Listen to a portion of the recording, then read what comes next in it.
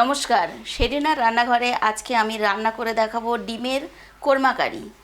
এই কোরমা কারি তৈরিতে প্রথমে আমি নিয়েছি দুটো বড় সাইজের পেঁয়াজ কুচি করে, দুটো মাঝারি সাইজের পেঁয়াজের পেস্ট বানিয়ে নিয়েছি, 1 চামচ আদা রসুনের পেস্ট বানিয়ে নিয়েছি, 15-16টা কাজু বাদামের পেস্ট বানিয়ে নিয়েছি, 4টে কাঁচা লঙ্কা চিড়ে নিয়েছি, আর নিয়েছি বড় 1 কাপ দুধ।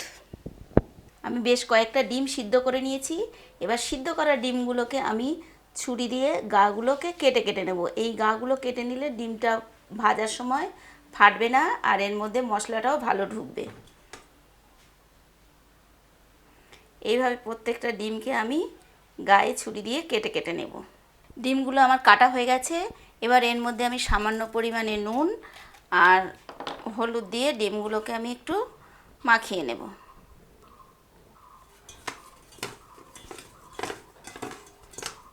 কড়াই গরম হয়ে গেছে, এবার তেল দিচ্ছি। সাদা তেলে এই রান্নাটা সম্পূর্ণই করব সাদা তেলে।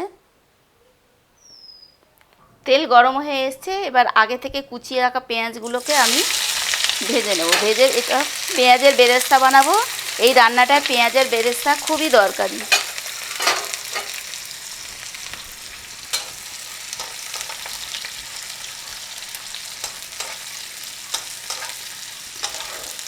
এরকম করে আস্তে আস্তে এগুলোকে আমি নাড়তে থাকবো ব্রাউন কালার পর্যন্ত।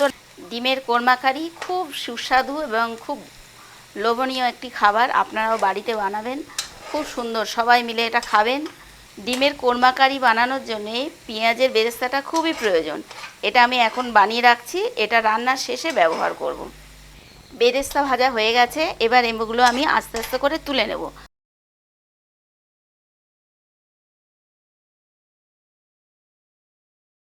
একই তেলে ডিমগুলো আমি ছাড়তে শুরু করলাম।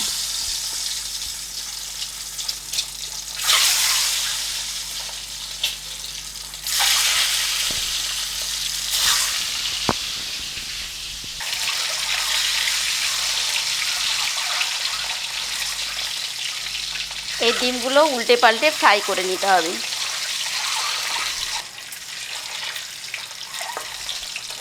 এইভাবে ডিমগুলোকে আমি লাল করে ভেজে নেব।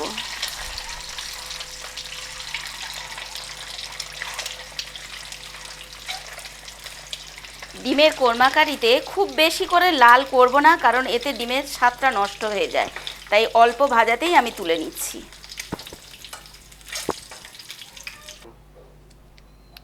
এই তেলের মধ্যে আমি এক এক করে তেজপাতা, কয়েকটা ছোট এলাচ আর দারচিনি ফোড়ন দিয়ে নিলাম। ফোড়নটাকে আমি 30 সেকেন্ডের জন্য একটু ভেজে নেব। ফোড়নটা ভাজা হয়ে গেছে, একটা দারুণ গন্ধও বেরিয়ে এসছে। এর মধ্যে আগে থেকে বাটা পেঁয়াজগুলো ছেড়ে দিলাম।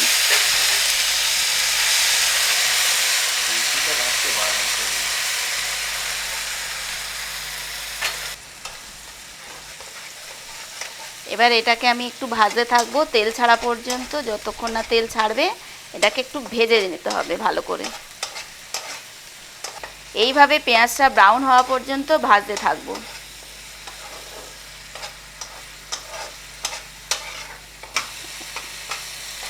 এবার পেঁয়াজের কালারটাও ব্রাউন হয়ে এসছে এবং তেল ছাড়তে শুরু করেছে। এরপরে আমি এর মধ্যে দেবো 1 চা চামচ আদা রসুনের পেস্ট। এবার এটাও নাড়তে থাকবো।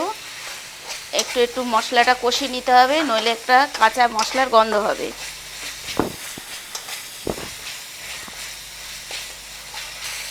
এইভাবে ভালো করে কষিয়ে দিতে হবে।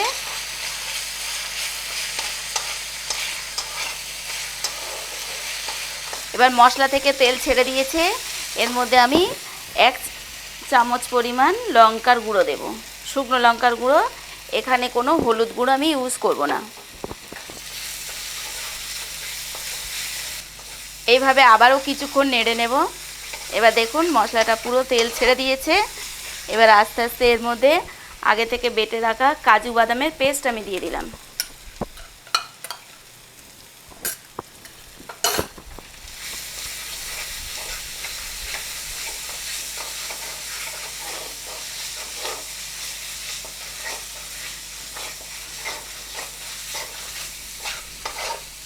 সমস্ত মশলাটা একটু ভেজে নেব, নইলে বাদামেরও একটা গন্ধ আসবে। মশলাটা এরকমভাবে আস্তে আস্তে করে আমাদের ভেজে নিতে হবে। এই রান্নাটা আমি করব মিডিয়াম টু হাই ফ্লেমে। মশলাটা পুরো তেল ছেড়ে দিয়েছে। এর মধ্যে ভেজে রাখা বেরেস্তা আমি কিছুটা দিয়ে দিলাম, দিয়ে আবারও একটু নাড়তে থাকলাম।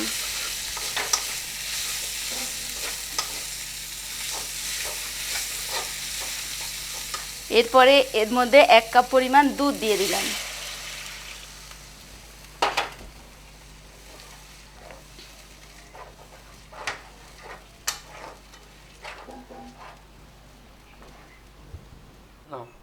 এবার গ্রেভিটাকে নেড়ে দিলাম, দিয়ে এর মধ্যে 1 চা চামচ পরিমাণে নুন দিলাম। আপনারাও পরিমাণ মতো নুন দেবেন। দিয়ে এটাকে 2 মিনিটের জন্য ঢেকে দিলাম। গ্রেভিটা ফুটে গেছে। এবার এর মধ্যে আমি সামান্য পরিমাণে চিনি দেব।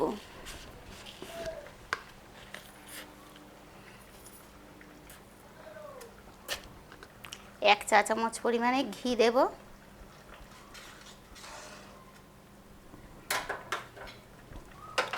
হাফ চা চামচ গরম মশলা ওর মধ্যে ছড়িয়ে দেব।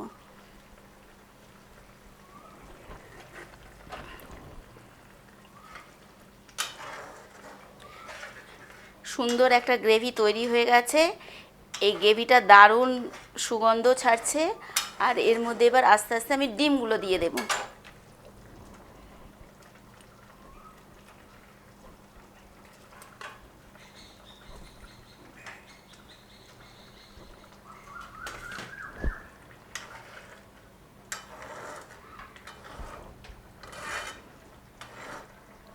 আবারও 5 মিনিট আমি এটাকে ঢাকা দিয়ে রাখবো।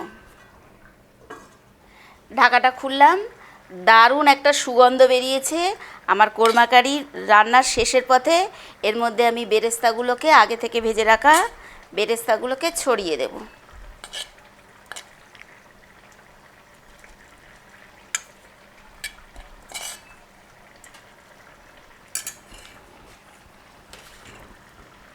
আর এই কয়েকটা কাঁচা লঙ্কা চিড়ে রেখেছি, ওগুলোও এর মধ্যে দিয়ে দিলাম। এরপরে আমার রান্না হয়ে গেছে। আমি এটা 2 মিনিটের জন্য ঢাকা দিয়ে রেখে দেব।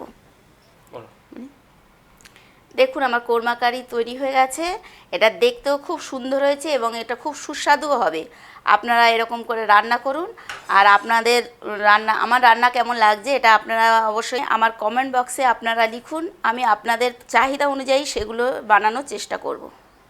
আমার চ্যানেলে আরও নতুন নতুন রান্না দেখতে আমার চ্যানেলটিকে সাবস্ক্রাইব করুন, লাইক করুন, অনেক অনেক শেয়ার করুন। আগামী দিনে আরও নতুন নতুন রান্না নিয়ে আমি হাজির হব আপনাদের সামনে।